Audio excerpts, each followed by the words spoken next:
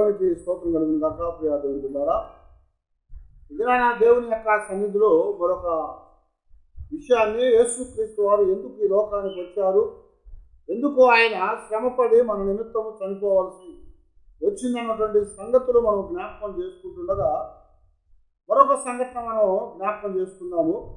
యేసుక్రీస్తు వారు లోకంలోనికి ఎందుకు వచ్చారు, ఎందుకు ఆయన శ్రమ పడవలసి వచ్చింది, ఎందుకు ఆయన మరణించవలసి వచ్చిందని మనం చూసినట్లయితే దేవుని వాక్యంలో పౌలు గారు మాట్లాడుతూ హెబ్రీయులకు రాసిన పత్రికలోనే 9వ అధ్యాయం ముందు 8వ వచనంలో ఒక మాట మనకి ఇక్కడ సెలవిస్తూ వచ్చాడు.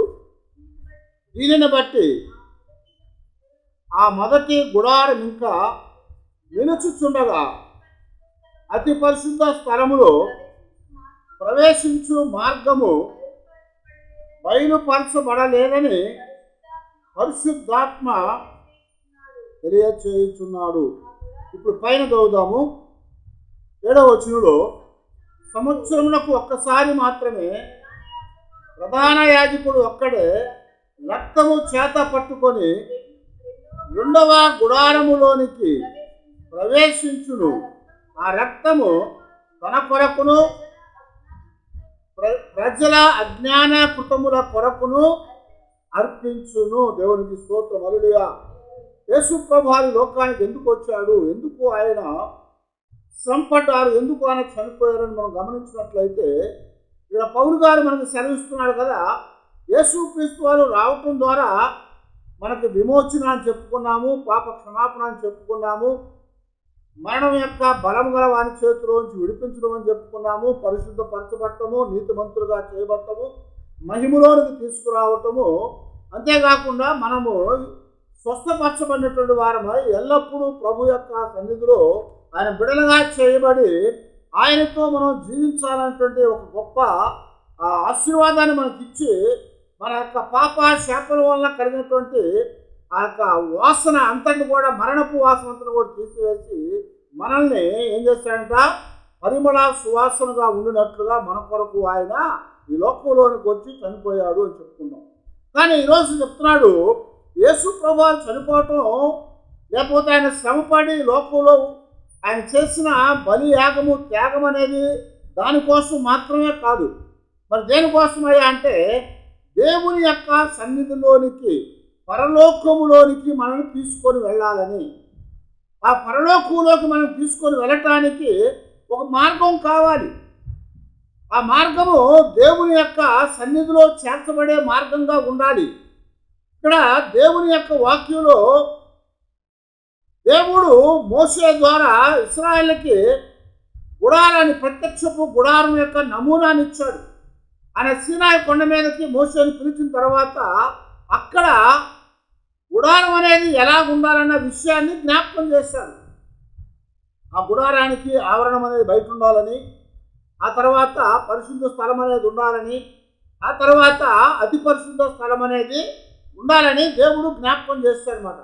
అయితే ఇప్పుడు ఏం చెప్తున్నా అంటే ఆ యొక్క గుడారములో ప్రవేశించి ఎవడు కూడా అతి పరిశుద్ధ స్థలములోకి వెళ్ళగలిగే అవకాశము లేదు అని చెప్తున్నాడు.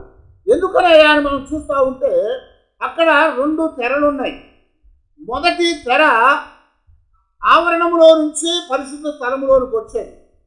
2వ తెర పరిశుద్ధ స్థలములో నుంచి అతి పరిశుద్ధ స్థలంలోకి వెళ్ళేది. ఈ 2 తెరలు కూడా ఏ మానవుడు కూడా దాటి లోపలికి రావటానికి అవకాశం లేదు.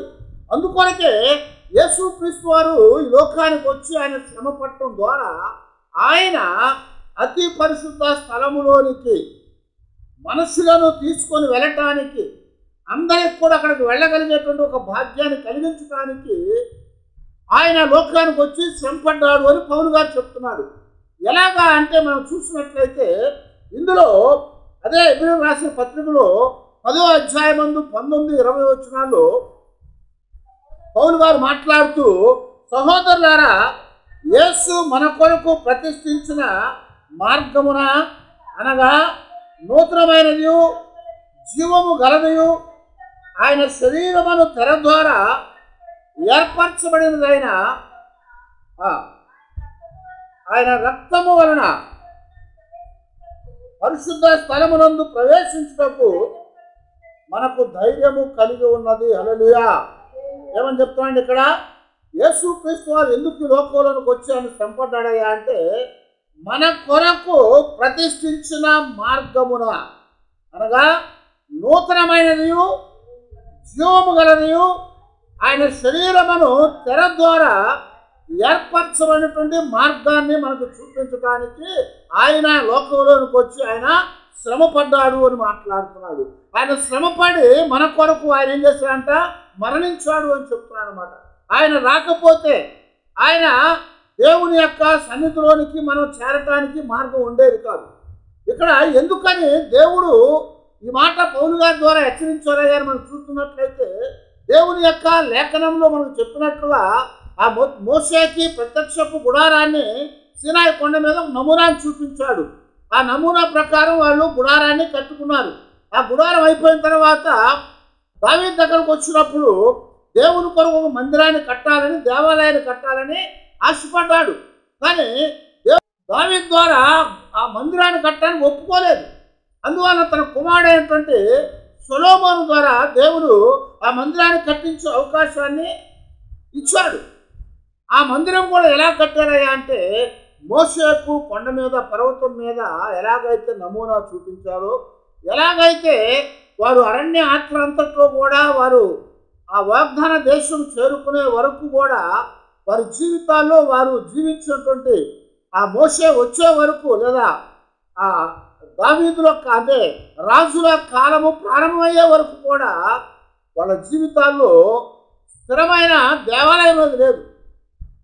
అయితే అప్పుడు ఒక స్థిరమైన దేవాలయాన్ని దేవుడు ఏర్పరచుకోవడానికి అవకాశాన్ని ఇచ్చాడు. అది కూడా ఎలా కట్టాడంటే, మోషేకి దేవుడు ఇచ్చిన నమూనానే ఆ ప్రత్యక్షపు గుడారం ఎలాగుందో అదే ప్రకారము ఒక స్థిరమైన కట్టడాన్ని కట్టాడు. అంతకుముందు ఏం చేశారంటే, మనం నిర్గమకాండంలో 27 అధ్యాయాలు మనం చదువుతూ ఉంటే అక్కడ మొదటి నుంచి కూడా మనకి ఆ అధ్యాయం అంతా కూడా ప్రత్యక్షపు గుడారం అనేది ఎలా ఉండాలన్న విషయాన్ని జ్ఞాపకం చేస్తాడనమాట. దానికి ఇన్ని మూరల పొడవు ఉండాలి, ఇన్ని మూరల వెడల్పు ఉండాలి, దానికి దక్షిణం పక్కన ఏం కట్టాలి, ఉత్తరాన ఏం కట్టాలి, పరమట తూర్పుల ఎలాంటి ఆ యొక్క ఏమంటాము తెరలు కట్టాలి, దాని మీద ఏమేయాలి, దాని లోపల ఏమేమి ఉంచాలన్న విషయాన్ని చక్కగా ఆ 27 అధ్యాయంలో మోషేకి దేవుడు చెప్పాడు. అయితే అవన్నీ చెప్పిన తర్వాత ఏం చెప్పాడంటే, 2 తెరలు పెట్టమన్నాడు. మొదటిది అతి పరిశుద్ధ స్థలంలోనికి వెళ్ళే తెర, రెండోది అతి పరిశుద్ధ స్థలంలోనికి వెళ్ళే తెర. అయితే యాజకుడు అనేవాడు ఏం చేస్తాడట, ప్రజల కొరకు ఆవరణంలో ఉంచి పరిశుద్ధ స్థలంలోనికి వచ్చి అక్కడ వాళ్ళందరి నిమిత్తము యాగము చేసేవాడు, బలియాగం చేసేవాడు. ఆ బలియాగం చేసిన తర్వాత బయటకు వెళ్ళిపోయేవాడు. కానీ సంవత్సరమునకు ఒక్కసారి మాత్రమే అని జ్ఞాపకం చేశాడు. ఇక్కడ మనం చదివినట్లుగా ఈ 9వ అధ్యాయం హెబ్రీ పత్రికలో 7వ వచనం చెప్తాడు, సంవత్సరమునకు ఒక్కసారి మాత్రమే ప్రధాన యాజకుడు ఒక్కడే రక్తము చేత పట్టుకొనుచు 2వ గుడారములోనికి ప్రవేశించును. ఆ రక్తము తన కొరకును ప్రజల అజ్ఞాన కృతముల కొరకును అర్పించాడు అని చెప్తాను. తన కొరకు, ప్రజల యొక్క అజ్ఞాన కృతుల కొరకు, అంటే జ్ఞానం లేకుండా అజ్ఞానంతో చేసినటువంటి ఆ పాప కార్యముల కొరకు అవి అర్పించబడ్డాయి. అవి అర్పించబడి ఆ రక్తాన్ని తీసుకొని 2వ గుడారం, 2వ తెరలోనికి ఆయన ప్రవేశిస్తాడట. అది ఎప్పుడు? సంవత్సరమునకు ఒక్క మారు మాత్రమే అని చెప్తున్నాడు. మిగిలిన ఎప్పుడు కూడా అతను కూడా లోపలికి వెళ్ళడానికి అవకాశం లేదు. మనం చెప్పుకున్నట్లుగా ఆ యొక్క అటోన్మెంట్ డే అంటే పాప ప్రాయశ్చిత్త దినము అని చెప్పాడు. ప్రాయశ్చిత్త దినమును అంటే ఒక్కసారి, సంవత్సరానికి ఒక్కసారి మాత్రమే ప్రాయశ్చిత్త దినం అనేది జరుగుద్ది. ఆ ప్రాయశ్చిత్త దినము జరిగినప్పుడు అప్పుడు మాత్రమే ప్రధాన యాజకుడు లోపల ప్రవేశించేవాడుగా ఉన్నాడు. మిగిలిన సమయంలో లోపలికి వెళ్ళడానికి అతనికి కూడా అవకాశం లేకుండా ఉందన్నమాట. కానీ ఇప్పుడు దేవుడు యేసుక్రీస్తు వారి లోకానికి ఎందుకు పంపాడు అంటే, అది శరీరముతో అంటే చేతులతో చేయబడినటువంటి మందిరము, గుడారం. అది ఆ గుడారము చేతులతో చేయబడింది. వాళ్ళు కర్రలు బాతారు, దాని మీద బేరాలు వేశారు. ఆ పెట్టవలసిన దేవుడు చెప్పిన వస్తువులన్నీ కూడా దాని ప్రకారంగా ఉంచారు. బయట బలిపేట ఉంచారు. ఆ లోపలికి వచ్చిన తర్వాత దీపవృక్షం ఉంచారు. ఒక ప్రక్క బల్లం ఉంది, ఒక ప్రక్క వచ్చేసి మరి ఇంకొకటి ఉన్నది. ఆ తర్వాత గంగాళము బయట ఉంటుంది. ముందు గంగాళము, తర్వాత బలిపీఠము, తర్వాత గంగాళం ఉంటుంది. ఆ తర్వాత లోపలికి రాగానే దీపవృక్షం ఉంటుంది. ఆ ప్రక్కన వచ్చేసి సముఖపు రొట్టెల బల్ల ఉంటుంది. తర్వాత మరి ధూప వేదిక ఉంటుంది. ఆ తర్వాత లోపలికి వెళ్ళినాక ఏముంటుంది, దేవుని యొక్క మందసం పెట్టి ఉంటుంది అన్నమాట. ఆ పెట్టెలో దేవుడు ఇశ్రాయేలును పోషించినటువంటి ఆ మన్నాను గుర్తుగా, జీవాహారాన్ని గుర్తుగా బంగారు పాత్రలో ఎత్తబడి ఉంది. ఆ తర్వాత దేవుడు మోషేకు ఇశ్రాయేలుకి ఇవ్వమని చెప్పినటువంటి ఆ పర్వతం మీద ఇచ్చినటువంటి 10 ఆజ్ఞల పలకలు ఉన్నాయి. ఆ తర్వాత యాజకత్వాన్ని ఇచ్చినప్పుడు అందరూ తిరుగుబాటు చేశారు కనుక ఆ యొక్క యాజకత్వం అనేది అహరోను వంశానికి ఇచ్చిన దానికి గుర్తుగా మరి ఆ చిగురించిన ఆ బాదము కర్ర ఉంటుంది అన్నమాట. ఈ 3 కూడా యేసుక్రీస్తు వారికి సాదృశ్యంగా ఉన్నాయి. ఎందుకనంటే నేనే జీవాహారాన్ని చెప్పాడు ఆయన. పరలోకంలో ఉంచి దిగి వచ్చిన జీవాహారం నేనే అని చెప్పాడు. అంతేకాకుండా ఆయన ఎవరయ్యా అంటే ధర్మశాస్త్రం అయి ఉన్నాడంటే ఆయనే ఆజ్ఞ ఉన్నాడు. ఆ తర్వాత చనిపోయి ఎండిపోయి తిరిగి చిగురించినటువంటి అహరోను యొక్క ఆ కర్ర. యేసు ప్రభువారు కూడా మాను మీద వేలాడి ఆయన మరణించాడు, చనిపోయాడు, పాతి పెట్టబడ్డాడు, మరలా 3వ రోజున లేచాడు. అక్కడ అహరోను కల్లా తెల్లారిపాటికి ఏమైందట, అది చిగురించింది, ఆకులు వచ్చినాయి, భాగం పువ్వులు వచ్చినాయి, కాయలు వచ్చినాయి, అది చిగురించింది. అది యేసుక్రీస్తు వారికి సాదృశ్యమైనటువంటిది. అవన్నీ కూడా ఉంచినటువంటి మందసము బల్ల అనేది లోపల ఉంది. దాని మీద 2 కెరూబులు ఉన్నాయి అన్నమాట. ఆ 2 కెరూబులు కూడా దేవుని మహిమను వెల్లడి చేసేగా ఉన్నట్లుగా ప్రత్యక్షపు గుడారం గురించి జ్ఞాపకం చేశాడు. ఆ గుడారం అనేది ఇప్పుడు ఏమైందయ్యా అంటే చేతులతో చేశారు వారు. కానీ ఆ చేతులతో చేయబడినటువంటి గుడారంలోనికి కూడా ఈ యొక్క యాజకుడు, ప్రధాన యాజకుడు సంవత్సరానికి ఒకసారి మాత్రం వెళ్ళగలుగుతున్నాడు. అందులో వెళ్ళటానికి మరెవరికి కూడా అవకాశం అనేది లేదు. అందువల్ల దేవుడు ఏం చేస్తాడంటే ఆయన మనకు ఏం చేస్తాడంట, ఇప్పుడు మానవులకు దేవునితో ఉన్న వైరాన్ని తీసివేసి, శత్రుత్వాన్ని తీసివేసి, ఆ విరోధ భావాన్ని తీసివేసి మన ఏం చేస్తాడంట, ఎఫెసీ పత్రిక 2వ అధ్యాయం 18వ వచనంలో చెప్పినట్టుగా మనకు ఇరువురకు ఉభయులకు ఆయన ఆత్మయందు తండ్రి సన్నిధికి చేరగలిగేటువంటి అవకాశం ఇచ్చాడు అని జ్ఞాపకం చేస్తున్నాం. దేవునికి మనకి మధ్యలో వైరాన్ని తీసివేసి, సామరస్యాన్ని కలుగు చేసి, సంధి కలుగు చేసి మనం ఇప్పుడు ఏం చేశాడంట, ఒక్క ఆత్మయందు తండ్రి సన్నిధిని చేరగలిగే అవకాశాన్ని ఇవ్వటానికి వచ్చాడు అని చెప్తున్నాను.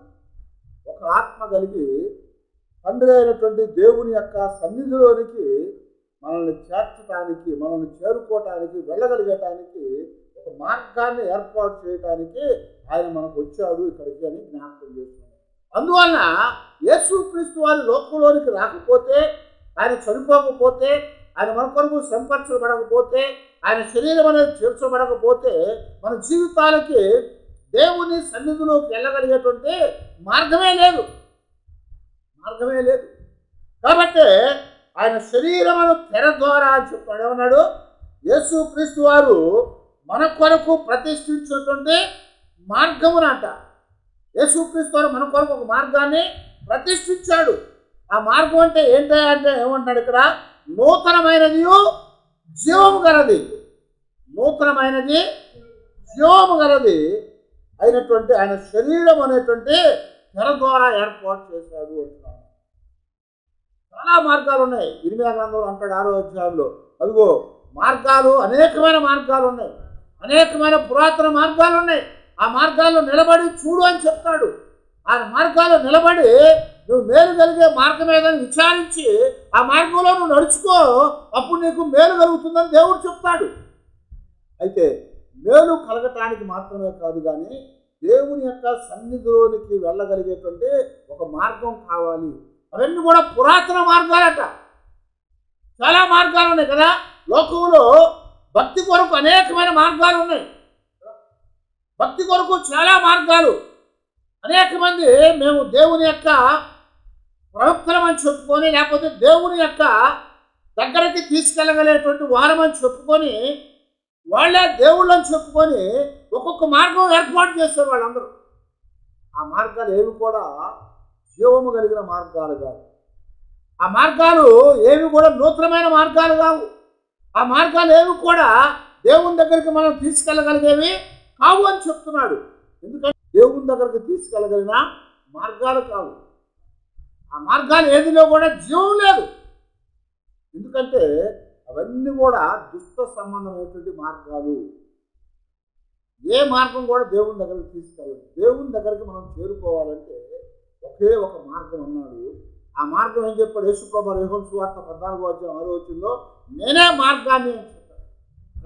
నేనే మార్గాన్ని, నా ద్వారా తప్ప ఎవడు కూడా తండ్రి అయిన దేవుని దగ్గరికి చేరుకోలేడని చెప్తున్నాడు.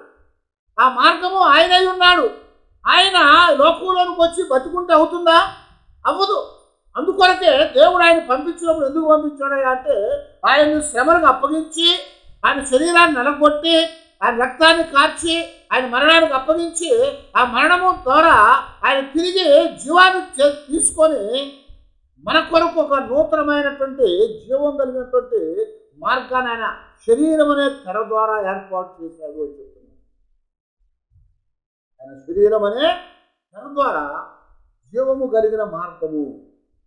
అయితే యేసు క్రీస్తు వారు నూతనమైన ప్రతిష్ఠించినటువంటి జీవముతో కూడినటువంటి తన శరీరం ద్వారా మార్గాన్ని ఏర్పాటు చేశాడు కనుక అది జీవంతో కూడినటువంటి మార్గం అని చెప్తున్నాడు. ఆయన శరీరం అనే తెరను చింపాడు. ఇప్పుడు ఆ వీపంతా ఏం చేయబడిందట? చాళ్ల వలె ఉన్నబడిందట. ఆ చాళ్ళు అనేవి ఎలాగుంటాయి? తిన్నగా ఉంటాయి, అవి లైన్గా కనపడతా ఉంటాయి.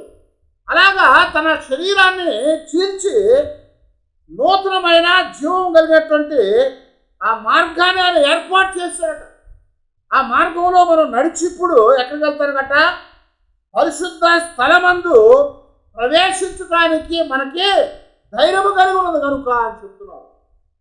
ఆ మార్గంలోకి వెళ్ళేటానికి యేసుప్రభువు వారు మనకి ధైర్యాన్ని ఇచ్చారు. ఎందుకంటే ఆయన శరీరం అనే తెర, అది ఆయన శరీరం అనే తెరను చీల్చి మార్గాన్ని ఏర్పాటు చేశాడు కనుక అందులో మనం వెళ్ళటానికి ధైర్యాన్ని ఇచ్చాడు. ఎందుకు ఎలాగిచ్చాడు ధైర్యాన్ని? ఆయన రక్తంతో కడగబడ్డాము, ఆయన దగ్గరకు వచ్చాము, ఆయన సన్నిధిలో ఆయన బిడలుగా చేయబడ్డాము, పరిశుద్ధపరచబడి నీతిమంతులుగా చేయబడి మహిమలోకి తేవటానికి ఆయన మనకు సిద్ధపరిచాడు కనుక ఇప్పుడు మనకు ధైర్యం అనుగ్రహించబడింది. ఆ ధైర్యం ఇచ్చి ఏం చేశాడంటే మనల్ని ఆ యొక్క మార్గంలో గుండా లోపలికి నడిపించుకొని రావటానికి ఆయన సిద్ధపడ్డాడు అని ఇక్కడ మనకి జ్ఞాపకం చేస్తున్నారు. అందుకని అదే పౌలు గారు మాట్లాడుతూ హెబ్రీయులకు రాసిన పత్రికలోనే 4వ అధ్యాయంలో 16వ వచనంలో మరొక మాట మనకి జ్ఞాపకం చేసి చెప్తాడు కదా, కనుక మనము కనికరించబడి సమయోచితమైన సహాయము కొరకు కృప పొందునట్లు ధైర్యముతో కృపాస్థానము నొద్దకు చేరుదము. హల్లెలూయా. ఎక్కడికట? కృపాస్థానము. కృపాస్థానం అంటే ఏంటి? ఇందాక నేను చెప్పాను కదా, ప్రత్యక్షపు గుడారములో అతి పరిశుద్ధ స్థలంలో ఏముంది? మందసం అనే పెట్టి ఉంది. ఆ మందసం అనే పెట్టి మీద అటు ఇటు కెరూబులు ఉన్నాయి. దానిని ఏమంటారంటే కృపాస్థానం అంటారు. అక్కడ దేవుడు దిగి వచ్చి ఆయన మహిమను అక్కడ ఉంచి ప్రజలతో మాట్లాడాడు, ఇశ్రాయేలుతో ఆ యొక్క అరణ్య యాత్రలో. ఆ తర్వాత దేవాలయాన్ని కట్టినా కూడా ఆ యొక్క 2 కెరూబుల మధ్యలోనికి ఆత్మస్వరూపుడుగా వచ్చి ఆయన అక్కడి నుంచి మాట్లాడాడు. అక్కడ అది కృపాస్థానం అంటాడు. కృపాస్థానం. కృపాస్థానం అంటే ఏంటంటే ఆయన ఎవరినైనా సరే క్షమించగలగటానికి కావలసిన ఆ యొక్క భాగ్యాన్ని ఇచ్చేవాడు. ఏముందట? కృపాస్థానం ఉంది. దాన్ని ఏమన్నాడు? కృపాస్థానం అని చెప్తున్నాడు. ఆ కృపాస్థానంలో దేవుని యొక్క కృప మనకు అనుగ్రహించడానికి ఆయన సిద్ధంగా ఉన్నాడు. ఆ కృపాస్థానాన్ని ఎవడు కూడా చేరుకోవడానికి వీల్లేదని పాత నిబంధనలో రాయబడతా వచ్చింది. కాబట్టి ప్రధాన యాజకుడు సంవత్సరానికి ఒక్కసారి మాత్రమే ఆ కృపాస్థానం దగ్గరికి వెళ్తాడు. అది కూడా తన నిమిత్తము, ప్రజల నిమిత్తము, పాపాల కొరకైనటువంటి ప్రాయశ్చిత్తం కొరకై బలి రక్తాన్ని తీసుకొని అందులో ప్రవేశిస్తాడు అని చెప్తున్నాము. అందులో ప్రవేశించి అక్కడ ఆ బలి రక్తాన్ని ఆ దేవుని యొక్క మందసం దగ్గర సమర్పించి దాన్ని ప్రోక్షించి మరలా బయటకు వచ్చేసేవాడుగా ఉంటాడు. అక్కడ ఉండే అవకాశం లేదు, ఎప్పుడు పడితే అప్పుడు వెళ్ళే ఆ భాగ్యం లేదు. సంవత్సరానికి ఒక్కసారి మాత్రమే వెళ్ళగలుగుతాడు. అయితే ఇక్కడ ఏమన్నా అంటే భక్తుడు పౌలు గారు మనకి అక్కడ సమయోచితమైనటువంటి సహాయము కొరకు కృప పొందటానికి ధైర్యంతో ఇప్పుడు మనం ఎక్కడికి వెళ్ళడానికి అవకాశం ఇచ్చాడట? కృపాస్థానం దగ్గరికి వెళ్ళడానికి అవకాశం ఇచ్చాడు. ఆ కృపాస్థానం దగ్గరికి వెళ్ళి మనము ఆయనతో మనం గడపటానికి అవకాశాన్ని ఇచ్చామని చెప్తున్నారు. ఆయన సన్నిధిలో మన జీవితాల్లో ఆ దేవుని యొక్క మరి సన్నిధిలోకి వెళ్ళగలిగేటువంటి ఆ భాగ్యాన్ని మనకిచ్చి ఆ నూతనమైన మార్గాన్ని ఆయన ఏర్పాటు చేశాడు. ఆ మార్గం ఏర్పాటు చేయబడకపోతే, యేసుక్రీస్తు వారు మనందరి నిమిత్తము ఆయన శ్రమ పడకపోతే, యేసుక్రీస్తు వారు మన కొరకు ఆయన శరీరాన్ని గాయం చేయకపోతే, ఆయన రక్తం కార్చకపోతే, ఆయన చనిపోయి తిరిగి లెగవకపోతే మన జీవితాల్లో ఎప్పటికి కూడా మనం ఎక్కడ ఉండేవాళ్ళమయ్యా అంటే ఆవరణానికి బయటే ఉండేవాళ్ళమే. ఎవరు మనం అందరం కూడా అన్ని జనాంగం ఎవరు కూడా ఆవరణాలకు కూడా రావటానికి అవకాశము లేదు. ఇశ్రాయేలుకు మాత్రమే ఆవరణంలోకి వచ్చేవారు వారు. అక్కడ యాజకుడు మాత్రమే ఆవరణంలో నుంచి పరిశుద్ధ స్థలంలోకి వెళ్ళేవాడు. ప్రధాన యాజకుడు మాత్రమే పరిశుద్ధ స్థలంలో నుంచి అతి పరిశుద్ధ స్థలంలోనికి సంవత్సరానికి ఒక్కసారి మాత్రమే వెళ్ళేవాడు. మిగిలిన అన్ని జనాంగం అందరూ కూడా ఎక్కడ ఉండేవారంటే ఆవరణానికి బయట ఉండేవారు. కాబట్టి అనేక మందికి దేవుడు ఆవరణానికి బయట కూడా అవకాశం ఇచ్చాడు ఆ దినాలు. అయితే ఈరోజు యేసుక్రీస్తు వారు నూతనమైన మార్గాన్ని ప్రతిష్ఠించాడు, ఒక జీవం కలిగిన మార్గాన్ని ప్రతిష్ఠించాడు. ఆ మార్గం ద్వారా ఇప్పుడు మనం ఎక్కడికి వెళ్తాము అంటే ఆవరణంలోనికి రానివ్వటం కాదు, దేవుని యొక్క సన్నిధిలోనికి అన్ని జనాంగాన్ని రావటానికి అవకాశం లేని పరిస్థితులు. అప్పుడు వాళ్ళకే కాదు మనకు కూడా అన్ని జనాంగంగా దేవుని సన్నిధిలోకి వెళ్ళలేము. మనం అన్ని జనాంగంగా ఉన్నాం కాబట్టి యేసుప్రభువు లోకానికి వచ్చి ఏం చేశారంటే ఆయన మన కొరకు శ్రమపడ్డాడు, ఆయన కొట్టబడ్డాడు, ఆయన రక్తాన్ని కాల్చాడు, ఆయన శరీరం అంతా కూడా గాయాలు చేసుకున్నాడు. ఆయన మన కొరకు ఈ లోకంలోనికి వచ్చి ఏం చేశాడంట, అన్ని జనాంగంగా ఉన్నటువంటి మనందరినీ కూడా మరి ఏం చేశాడంటే కడిగాడు తన రక్తముతో. పాపులందరినీ కూడా కడిగి ఇప్పుడు ఏం చేశాడంటే ఏర్పరచబడినటువంటి వంశముగాను, ఏర్పరచబడ్డ వంశమట, ఏర్పరచబడ్డటువంటి వంశముగాను, పరిశుద్ధమైన జనాంగముగాను, యాజక సమూహంగా, రాజులుగా మనల్ని ఇప్పుడు దేవుడు చేసుకున్నాడని పేతురు మాట్లాడుతున్నాడు. అలాగ చేయటానికి ఆయన లోకంలోనికి రావాల్సి వచ్చింది. ఆయన మన కొరకు శ్రమపడవలసి వచ్చింది, ఆ రక్తం కాల్చవలసి వచ్చింది. ఆ రక్తం ద్వారా మనల్ని కడిగి మనల్ని శుద్ధులుగా చేసి ఒక దినాన ప్రజగా లేనటువంటి మనల్ని, ఎన్నికలైనటువంటి మనల్ని, చీకట్లో ఉన్నటువంటి మనల్ని, దేవునికి దూరస్తులుగాను విరోధులుగా ఉన్న మనల్ని దేవుని యొక్క సన్నిధిలోనికి తీసుకురావటానికి ఆయన గొప్ప త్యాగాన్ని చేశాడు. ఆ త్యాగము జరిగించడానికే ఆయన ఈ లోకంలోనికి వచ్చాడు అని జ్ఞాపకం. ఆయన రావటం ద్వారా ఏమైందా అంటే ఆ త్యాగం చేయటం మాత్రమే కాదు, కానీ కృపాస్థానము దగ్గర మనం చేరుకునేటువంటి గొప్ప భాగ్యాన్ని మనకి ఆయన అనుగ్రహించాడు అని సెలవిస్తూ వచ్చాడు. కాబట్టి ఆయన సన్నిధిలో మన జీవితాల్లో మనము దేవుని యొక్క కృపాస్థానం దగ్గర చేరుకునేటువంటి ఆ గొప్ప భాగ్యాన్ని ఇచ్చాడు. అయితే ఇక్కడ ఉన్నటువంటి గుడారంలో కానీ దేవాలయంలో కానీ ప్రధాన యాజకుడు సంవత్సరానికి ఒక్కసారి ప్రవేశించాడు. కానీ అదంతా కూడా ఏమని చెప్తున్నా అంటే హస్తకృత్యమైనటువంటి, అంటే చేతులతో చేయబడింది. అదంతా చేతులతో చేయబడింది. దాంట్లోనికే వెళ్ళటానికి అవకాశం లేకుండా పోతే ఇప్పుడు మనందరినీ కూడా చేతులతో చేయబడినటువంటి ఆత్మ సంబంధమైన దైవ సంబంధమైనటువంటి దేవుని యొక్క సన్నిధిలోనికే తీసుకెళ్తానికి వచ్చాడు. అందుకొరకు ఇదే హెబ్రీ పత్రిక 9వ అధ్యాయంలో 23, 24 వచ్చాడు మనం చూస్తూ ఉంటే, పరలోకమందున్న వాటిని పోలిన వస్తువులు ఇట్టి బలుల వలన శుద్ధి చేయబడవలసి ఉండను కానీ పరలోక సంబంధమైనవి వీటికంటే శ్రేష్టమైన బలుల వలన శుద్ధి చేయబడవలసి ఉండరు. అందువలన నిజమైన పరిశుద్ధ స్థలము పోలి హస్తకృతమైన పరిశుద్ధ స్థలములో క్రీస్తు ప్రవేశించలేదు. కానీ ఇప్పుడు మన కొరకు దేవుని సముఖమందు కనపడుటకు పరలోకమందే ప్రవేశించడు. అంతేకాదు ప్రధాన యాజకుడు ప్రతి సంవత్సరము తనదు కాని రక్తము తీసుకొని పరిశుద్ధ స్థలములోనికి ప్రవేశించినట్లు ఆయన అనేక పర్యాయములు తను తాను అర్పించుకొనటకు ప్రవేశించలేదు. అట్లైన ఎడల జగత్ పునాది వేయబడినది మొదలుకొని ఆయన అనేక పర్యాయములు శ్రమ పడవలసి వచ్చును.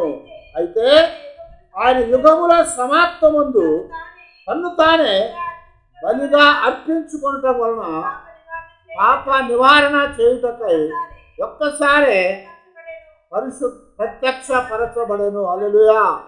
ఏమన్నా అండి, ఆయన చేతులతో చేయబడినటువంటి ఆలయంలోకి వెళ్ళలేదట.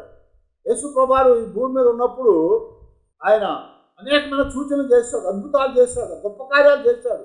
ఆయన ఎన్నో రీతులుగా ఆయన ఆశ్చర్యమైన కార్యాలు జరిగించాడు. కానీ ఆయన దేవాలయంలోకి వెళ్ళాడు, కానీ ఎప్పుడు కూడా పరిశుద్ధ స్థలంలోనికి, అతి పరిశుద్ధ స్థలంలోనికి ఆయన వెళ్ళలేదు. పరిశుద్ధ స్థలంలోకి కానీ అతి పరిశుద్ధ స్థలంలోకి వెళ్ళలేదు. ఎందుకంటే అవి చేతులతో చేయబడ్డవి.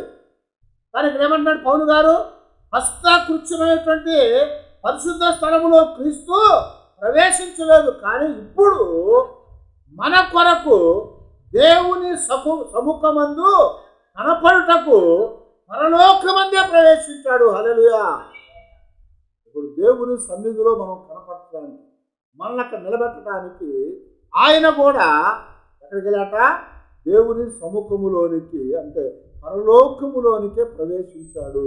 అది కూడా ప్రధాన యాజకుల్లాగా మరి గొర్రెల మేకల యొక్క ఎడ్ల యొక్క రక్తం తీసుకుంటారు.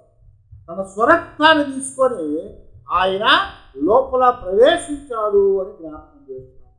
అందుకే ఆయన ఈ లోకానికి వచ్చి మరి మన నిమిత్తము ఆయన శ్రమపడి గాయాలు చేయబడి రక్తాన్ని కార్చి ఆయన శరీరం అనే తెరను చీల్చి మనకి ఆ కృపాస్థానం దగ్గర చేరుకోవటానికి కావలసిన ఆ గొప్ప భాగ్యాన్ని మనకిచ్చి ఇప్పుడు తండ్రి అబ్బా అని దేవుని యొక్క సన్నిధిలో మనము మొర్ర పెట్టుకోవటానికి, దేవుని సన్నిధిలో మనము ప్రార్థన చేసుకోవటానికి, దేవుని సన్నిధిలో మనము విజ్ఞాపన చేయటానికి దేవుడు అంటే యేసుక్రీస్తు వారు మనకి ఒక గొప్ప భాగ్యాన్ని కలిగించాడు. కనుక అప్పుడే దేవుని బిడ్డలారా, యేసు ప్రభువు ఎందుకు ఈ లోకానికి వచ్చాడు, ఎందుకు ఆయన చనిపోయాడు, ఎందుకు ఆయన సంపడి తన శరీరాన్ని తీసుకున్నాడు అంటే మనము ఇక్కడ లోకంలో భూ సంబంధమైనటువంటి చేతులతో చేయబడినటువంటి ఆ మందిరములోనికి, గుడారములోనికి మనం ప్రవేశించే యోగ్యత మనకు లేదు. కానీ ఆయన వచ్చి ఆయన శరీరాన్ని గాయాలు చేసుకొని శ్రమపడి ఆయన రక్తాన్ని కార్చి రక్తంతో మనల్ని కడిగి ఆయన శరీరం అనే తెర ద్వారా నూతనమైన మార్గాన్ని ఏర్పాటు చేశాడు, పరిశుద్ధమైన మార్గాన్ని ఏర్పాటు చేశాడు, జీవం కలిగిన మార్గాన్ని ఏర్పాటు చేశాడు. అది ఏర్పరిచి వెంటనే కదా ఈ గుడారములోనికి, మందిరంలోనికి కాదు, నేరుగా మనం ఎక్కడికి వెళ్దాము? తండ్రి అయినా దేవుని దగ్గరికి, పరలోకంలోనికి వెళ్దాం. తండ్రి అయినా దేవుని దగ్గరికి, పరలోకములోనికి మనం తీసుకొని అక్కడికి వెళ్ళటానికి ఆయన శ్రమపడ్డాడు అని. అందుకొరకే మనము దేవుని యొక్క సన్నిధిలో ఆయన దగ్గరకు వచ్చి ఆయన మహింపరచడానికి, ఆయన గణపరచడానికి, ఆయన సన్నిధిలో మనము సంతోషించడానికి ఆయన మరి మనకి గొప్ప అవకాశాన్ని మనకి అనుగ్రహించి ఆయన సన్నిధిలో అబ్బా తండ్రి అని పిలువబడేటట్లుగా ఆయన అవకాశాన్ని ఇచ్చాడు. కనుక మొదట ఆ గుడారం అనేది 8వ వచనం అన్నారు కదా, దీనిని బట్టి ఆ మొదటి గుడారం నిలిచి ఉండగా అతి పరిశుద్ధ స్థలములో ప్రవేశించుటకు మార్గము బయలుపరచబడలేదు అని పరిశుద్ధాత్మ తెలియచేస్తున్నాడు అన్నాడు. దాన్ని బట్టట మొదటి గుడారము నిలుచున్నంతసేపు అతి పరిశుద్ధ స్థలములో మనం ప్రవేశించడానికి మార్గం బయలుపాటు చేయలేం. ఎప్పటిదాకా? యేసు ప్రభువారు వచ్చే వరకు, ఆయన మన కొరకు శ్రమ పొందే వరకు, ఆయన మన నిమిత్తము శరీరము గాయం చేసుకునే వరకు, ఆయన మన నిమిత్తము రక్తము కార్చి మనల్ని ఆయన బిడలుగా చేసుకునే వరకు మనకి ఆ పరిశుద్ధ స్థలములో ప్రవేశించి అతి పరిశుద్ధ స్థలములో ప్రవేశించే మరి మార్గం బయలుపాటు చేయలేదు. అయితే ఆయన వచ్చి ఆయన శరీరాన్ని చీల్చి మనకు నూతనమైన జీవం కలిగిన ప్రతిష్టమైనటువంటి ఆ మార్గాన్ని ఏర్పాటు చేసి ఇప్పుడు ఆ మొదటి గుడారం కాక దైవ సంబంధమైనటువంటి అంతకంటే గొప్పదైనటువంటి దేవుని సన్నిధిలోనికి మనం తీసుకుని వెళ్ళాడు కనుక అక్కడ మనందరం కూడా ఆయన కృపనిచ్చాడు. అందువలన అక్కడ చేర్చబడే దాని కొరకు మార్గాన్ని ఏర్పాటు చేయటానికే యేసు ప్రభువు లోకంలోకి వచ్చి ఆయన చనిపోయాడు. ఆయన మన కొరకు గాయం చేయబడ్డాడు, మన కొరకు శ్రమపడ్డాడు. ఆయన శ్రమ పడటం ద్వారా, గాయాలు చేయబడటం ద్వారా, ఆయన రక్తం కాచి చనిపోవటం ద్వారా మనకి ఇప్పుడు ఏమైందంటే ప్రత్యక్షపు గుడారం కాదు కానీ దైవ సంబంధమైనటువంటి పరలోకంలోనికి మనం నేరుగా తీసుకెళ్ళి కృపాస్థానం దగ్గర మనకు అవకాశాన్ని కలిగించి అబ్బా తండ్రి అని పిలిచే అవకాశాన్ని ఇచ్చాడు కనుక అందుకొరకే ఆయన లోకంలోకి వచ్చాడు, అందుకొరకు ఆయన శ్రమపడ్డాడు, అందుకొరకు ఆయన మార్గాన్ని ఇవ్వటానికి ఆయన శరీరాన్ని చీల్చి రక్తాన్ని కార్చి ప్రాణాన్ని ఇచ్చి చనిపోయి తిరిగి లేచి పునరుద్ధానుడు అయ్యాడు కనుక దానిని మనం జ్ఞాపకం చేసుకొని ప్రభువుని మనం స్తుతించాలి. మనకు మార్గాన్ని ఇచ్చినందుకు, దేవుని దగ్గరికి తీసుకెళ్ళేందుకు నా ద్వారా తప్ప మరి ఎవడు కూడా తండ్రి అయిన దేవుని దగ్గరికే చేరుకోలేడు కనుక ఆయన ద్వారా తప్ప మనం ఏ మార్గం లేకుండా వెళ్ళలేము. అదే నూతనమైన మార్గం, జీవం కలిగిన మార్గం, దేవుడు మన కొరకు ప్రతిష్ఠించిన గొప్ప మార్గం. ఆ మార్గం ఆయన ఇచ్చాడు కనుక మనందరం కూడా దేవా నీకు వందనాలు. ఆ నూతనమైన ప్రతిష్ఠించిన నీ శరీరం అనేటువంటి తెర ద్వారా చేర్చబడి దేవా మా కొరకు ఏర్పాటు చేసిన ఆ మార్గంలో నడిపించి పరలోకానికి తండ్రి వద్దకు తీసుకొని వెళ్ళి ప్రభువా అని ప్రార్థన చేస్తున్నాం. తల వచ్చి ప్రార్థన చేస్తున్నాం.